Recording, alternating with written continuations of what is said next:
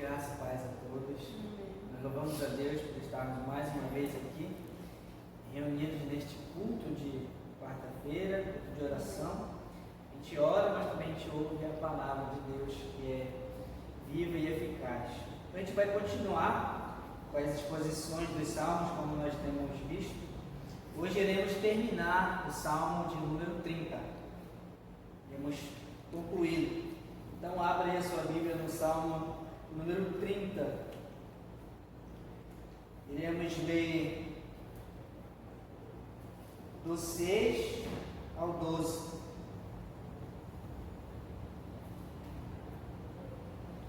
Salmo 30, do 6 ao 12.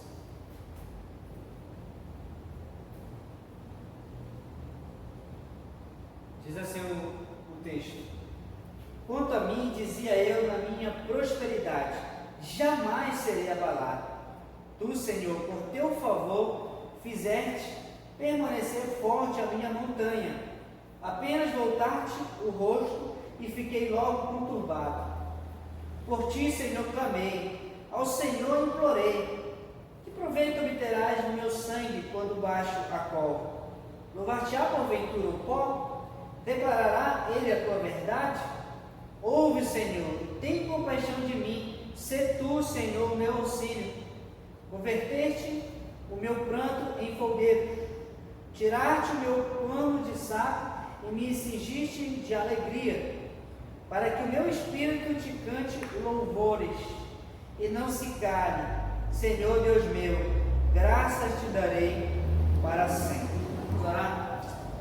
Pai Santo, Pai querido, aqui estamos, Senhor, novamente diante da Tua palavra. Pedimos que o Senhor fale o nosso coração, nos santifica a imagem do Teu Filho Jesus, para que a gente possa estar a cada dia vivendo para o louvor da Tua glória. Se nós oramos, em nome de Jesus. Amém. Pode sentar. Bem, na última mensagem que nós vimos, algumas semanas atrás, nós vimos que o salmista, aqui nesse Salmo 30, ele nos chama para louvarmos a Deus. E ele dá duas razões. A primeira razão é porque a ira de Deus sobre nós não passa de um momento para nos corrigir. E a segunda razão é porque o favor de Deus sobre nós dura a vida inteira.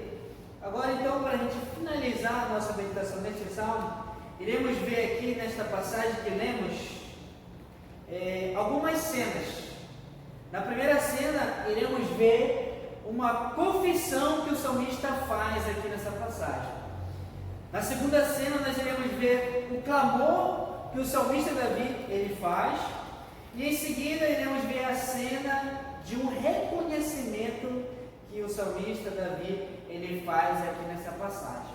Então, na medida que nós estaremos vendo essas cenas, iremos tirar lições e aplicações importantes para a nossa vida cristã, para sermos cada vez mais aperfeiçoados à imagem do nosso Senhor Jesus Cristo.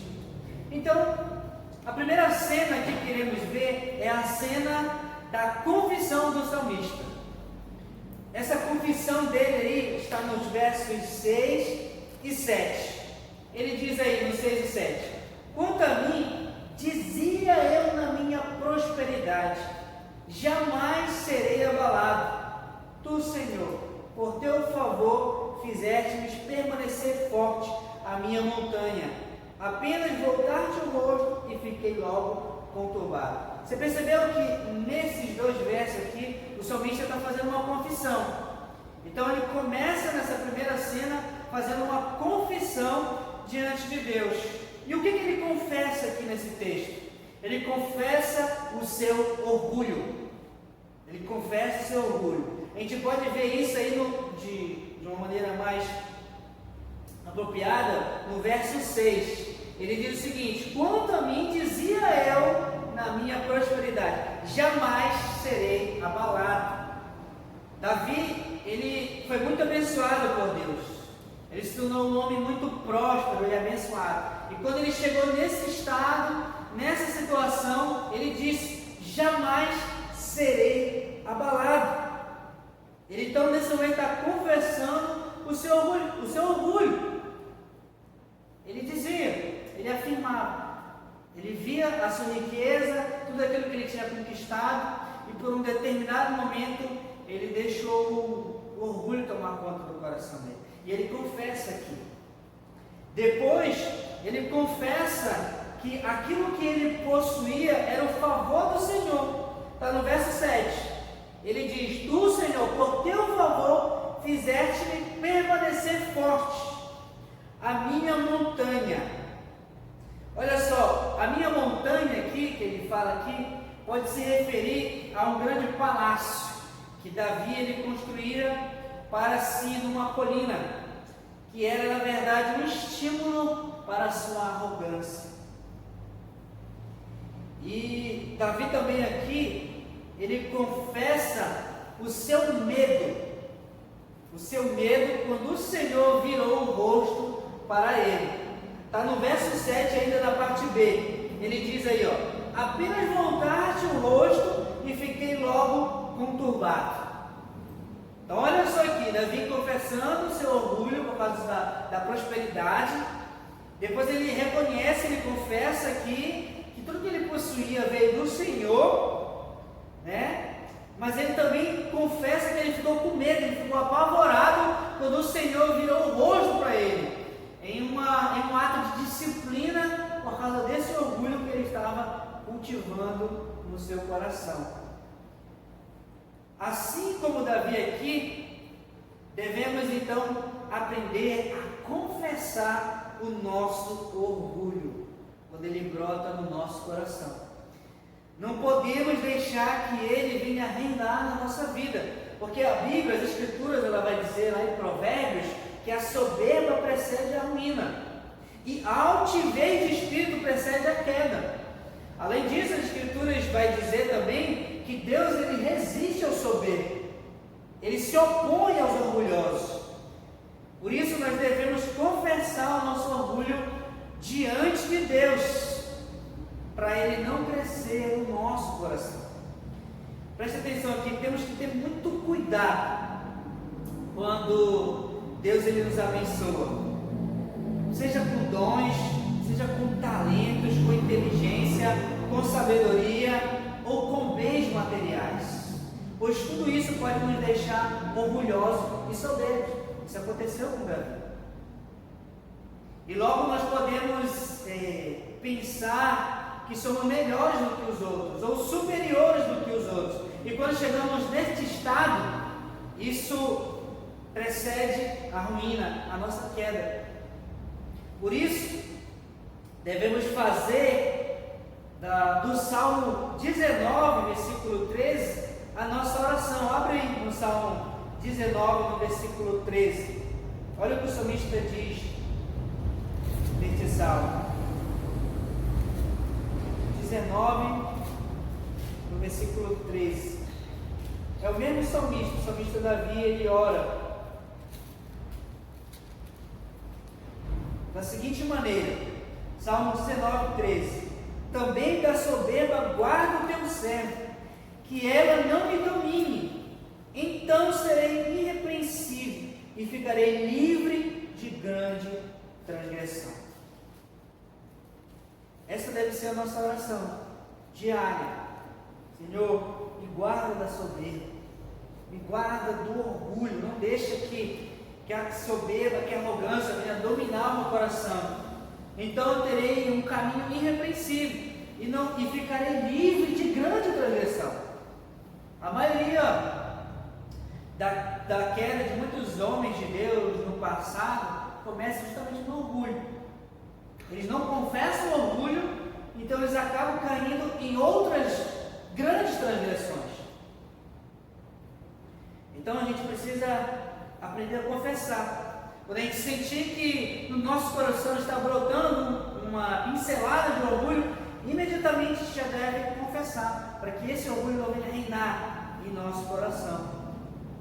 Além disso, devemos sempre olhar para a humildade de Cristo, para não sermos orgulhosos, pois Ele, o nosso Cristo, Ele Ele não julgou como usurpação ser igual a Deus. Antes a si mesmo ele se esvaziou, ele se humilhou, tornando-se obediente até a morte, e morte de cruz, como diz lá em Efésios. Cristo é o nosso maior exemplo de humildade. Ele estava lá na glória, e ele deixou por um momento a sua glória ali, para vir aqui nesse mundo, ser humilhado pelos homens, ser massacrado, passar por todo aquele sofrimento que ele enfrentou e morrer a pior morte que um ser humano poderia enfrentar, a morte de cruz. Tudo isso mostra a humilhação de Cristo, a sua encarnação, ele ter se feito homem e habitar entre nós. Portanto, se Cristo ele reinar verdadeiramente no nosso coração, pela plenitude do Espírito Santo, a soberba não vai prevalecer no nosso coração, mas a humildade de Cristo brotará no nosso coração como uma fonte de muitas águas. Portanto, a gente deve orar para que Cristo reine em nós, a cada dia, confessando o nosso orgulho, a nossa soberba, para que a humildade dele habite ricamente em nossos corações. Então vimos a primeira cena do salmista aqui, a sua confissão, ele confessa o seu orgulho diante de Deus. Mas agora vamos prosseguir aqui para a segunda cena. Na segunda cena, o salmista Davi aqui, ele faz um clamor, ele clama ao Senhor. Olha aí o verso 8 e 9. Ele diz o seguinte: por ti, Senhor, clamei, ao Senhor implorei, que proveito obterás do meu sangue, quando baixam a cova? Louvar-te-á porventura o pó? Declarará ele a tua verdade? Veja só, Davi aqui ele clama pela misericórdia de Deus. Ele clama, ele suplica pela misericórdia do Senhor. O que está acontecendo com Davi aqui neste salmo? Qual é o contexto? Ele é acometido de uma grave doença. Ele ficou gravemente doente, uma doença quase fatal. Então era essa a circunstância de Davi aqui. É bem provável que ele entendia que essa doença que ele recebeu era a ira de Deus que ele recebeu como uma disciplina por causa do orgulho que ele estava cultivando no coração dele. Então aqui nesse momento ele clama pela misericórdia de Deus, para que o Senhor seja misericordioso com ele. E o seu clamor por misericórdia foi intenso. Ele diz no verso 8 aí, que ao Senhor implorei. Ele implorou, ele clamou: Senhor, tem misericórdia de mim, ajuda-me na minha aflição. Ele clama, ele implora para que o Senhor seja misericordioso com ele. Mas olha só, no seu clamor aqui por misericórdia, ele usou um argumento conhecido pela preservação da vida. Olha no verso 9 o que ele diz: que proveito obterás do meu sangue, quando baixo a cova? Louvar-te-á porventura o pó? Declarará ele a tua verdade? Olha, Davi aqui, ele está argumentando com Deus a sua oração, para o Senhor preservar a sua vida. Porque na morte, como é que Davi iria louvar ao Senhor? Não tinha como. Então ele usa esse argumento aqui: que proveito obterá do meu sangue na minha morte, se eu morrer? Davi também, em outros momentos, ele usou este mesmo argumento. Por exemplo, no Salmo 6, no versículo 5, ele diz o seguinte: volta-te, Senhor, e livra a minha alma, salva-me por tua graça, pois na morte não há recordação de ti, no sepulcro quem te dará louvor? Aqui então podemos aprender uma lição. Quando nós estivermos pedindo pela misericórdia de Deus, podemos então usar argumentos nas nossas orações. Por exemplo, eu posso orar assim: Senhor, salva os perdidos da minha família, tem misericórdia deles, pois como eu e minha casa serviremos ao Senhor, se nem todos te conhecem? Olha um outro exemplo que eu poderia usar. Senhor, tem misericórdia de mim, me enche do teu Espírito Santo, pois como serei uma testemunha do Senhor estando vazio do teu Espírito? Precisamos então aprender nas nossas orações a usar argumentos diante do Senhor. Davi fez isso aqui em seu clamor. Além disso, no seu clamor por misericórdia, ele pediu o auxílio de Deus. Veja o verso 10 aí. Ele diz: ouve, Senhor, e tem compaixão de mim, sê tu o meu auxílio. Davi aqui, ele sabia que sozinho ele não iria conseguir sair da sua aflição. Por isso ele clamou pelo auxílio do Senhor.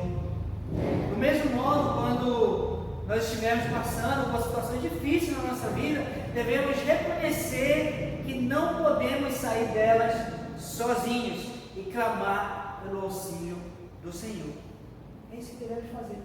Devemos clamar para que Deus venha ser o nosso auxílio, nos dando uma direção, nos mostrando um caminho, nos dando sabedoria. Em que direção tomar, como agir. É nesse momento que a gente deve recorrer ao Senhor e pedir o seu auxílio. Foi isso que Davi fez. Ele clamou pelo auxílio do Senhor. Já vimos aqui que Davi, na primeira cena, ele confessou o seu orgulho. Vimos na segunda cena que ele clamou a Deus por misericórdia. Agora, a terceira e última cena, para a gente encerrar, nós vamos ver aqui, é o reconhecimento do salmista. Está no verso 11 e 12. Nesses versos finais aqui, ele faz um reconhecimento.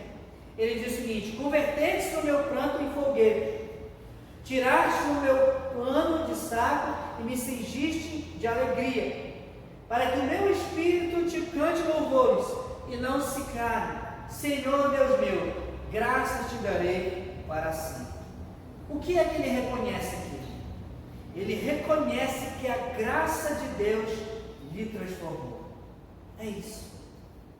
Ele confessa seu orgulho, ele clama pela misericórdia de Deus, agora que ele reconhece que a graça de Deus transformou a sua vida.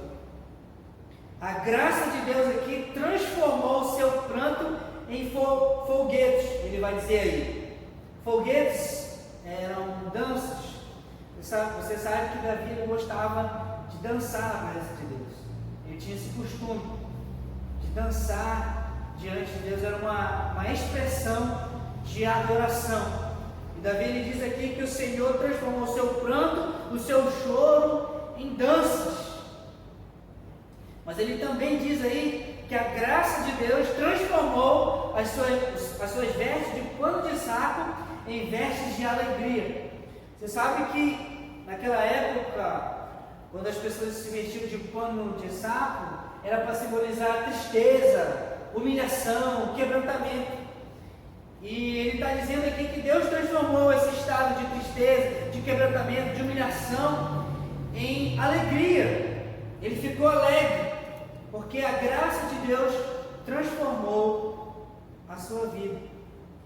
E ele também diz aqui no texto que a graça de Deus transformou o seu orgulho em louvores de gratidão a Deus, pois ele foi curado da sua grave enfermidade que ele enfrentou. Então, a graça de Deus transformou o orgulho que ele tinha em louvores de gratidão a Deus. Ele fez este salmo aqui como um louvor de gratidão a Deus, porque ele foi curado da sua enfermidade. E o que a gente aprende aqui? Sempre devemos reconhecer que toda transformação que Deus opera na nossa vida, seja do choro para a alegria, do orgulho para a gratidão, da doença para a cura, vem pela graça de Deus. Pela graça. Se Deus transforma o nosso estado emocional, nos tirando da tristeza e nos colocando contentamento no nosso coração, isto é graça. Se Deus ele transforma o nosso caráter, tirando o nosso orgulho, a nossa soberba, colocando humildade no nosso coração, isso é graça de Deus. Se Deus ele transforma a nossa saúde, nos curando de algum tipo de enfermidade, isto também é graça. Tudo é pela graça, principalmente a nossa salvação que Ele nos concedeu em Cristo Jesus, o nosso Salvador. Tudo realmente é por graça. Sabe por quê? Para a gente não se vangloriar, para a gente não ter nenhuma glória para nós, mas para que tudo venha convergir para Ele, para que Ele apenas venha receber toda a glória e nos abençoar, seja com as coisas que a gente possa receber aqui nessa vida, quanto as bênçãos espirituais que Ele tem nos dado. Tudo que temos recebido do Senhor, toda a bondade que vem dEle é por causa da sua graça. Nós sabemos que não merecemos receber nenhuma bondade da parte de Deus. Pelo contrário, a única coisa que merecemos é a condenação, é o inferno. Mas pela graça de Deus, Ele tem nos dado bênçãos sem medida. E a principal bênção e principal dom que o Senhor tem nos dado é a nossa salvação, é a vida eterna que Ele tem nos dado em Cristo Jesus. Por isso, continuamente a gente deve sempre louvá-lo com gratidão em nosso coração. Amém? Vamos orar? Pai Santo, ouvimos a Tua palavra, Senhor, nessa noite. Sabemos que tudo que recebemos do Senhor é por Tua graça. Temos sido abençoados pelo Senhor e a Tua graça. Por isso, muito obrigado por Tua bondade, pelo Teu amor. Confessamos nosso orgulho, nossa soberba, Senhor, como somos orgulhosos, muitas das vezes, na nossa caminhada cristã aqui nesse mundo. Implanta humildade a cada dia no nosso coração, Senhor. Que o Teu Filho Jesus venha reinar em nós a cada dia, para que verdadeiramente venha brotar no nosso coração humildade. Que a gente sempre clame pela misericórdia do Senhor, pelo Teu auxílio a cada dia, reconhecendo que tudo que temos é por causa da Tua graça. Que o Senhor receba a honra, a glória e o louvor para sempre.